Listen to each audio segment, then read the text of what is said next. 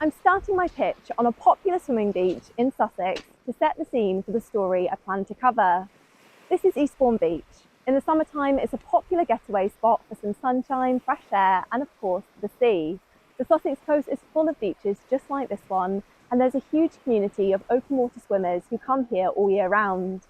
But over the past 5 years, there have been growing accusations from residents in this area that raw sewage is being pumped directly into swimming spots. The beach that I'm standing on has gone from a water profile rating of excellent in 2017 to just sufficient in 2022. Southern Water is responsible for the water waste collection and treatment here in East Sussex and across other parts of the south of England, including Kent, Hampshire and the Isle of Wight. Last year, they released sewage into these waterways 16,688 times. Obviously, local swimmers are not happy about it, and some residents have even been refusing to pay their water bills until the problem is resolved. Just this month, Southern Water announced a multi-million-pound plan to reduce the use of storm overflows, but many feel that this will not be enough. It's not just happening in Sussex. Water pollution occurs right across the country, including here in Scarborough, where residents have gathered today to stand up against the waste in their sea.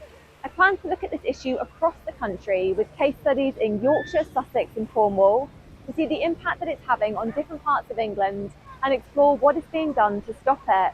Just this week, water suppliers across England announced a £10 billion plan to tackle sewage spills, with taxpayers picking up this cost. I've actually been in contact with Southern Water, who are in the process of arranging a spokesperson to meet with me, and I've spoken to the press officer for Water UK, which are the group that represent water companies across England.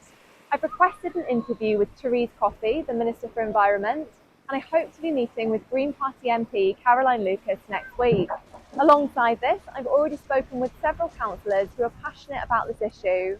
I've also reached out to Nick Ferrari and Fergal Sharkey, both public figures who have been very outspoken on the issue of water pollution. The charity Surfers Against Sewage, who arranged today's protest here in Scarborough, have been eager to take part in this project, and I'm currently waiting to hear back from the Environment Agency. I also hope to test the water from some of these polluted beaches and get an expert to take a look at it. I'm currently trying to arrange some water sample tests with microbiologist Dr. Melissa Lacey from the University of Hallam. But the heart of my story will be the open water swimmers who are affected by the pollution, and I have gathered contacts in Eastbourne, St Ives and Scarborough to speak to me about this. This story lends itself to some great images of affected beaches and the swimmers who use them. There'll be opportunities for more visuals across the summer, with protesters meeting outdoors and with outdoor swims taking place. I plan to use a GoPro and a waterproof cover to film inside the water as a way to get some interesting transition shots between locations and to create some great images.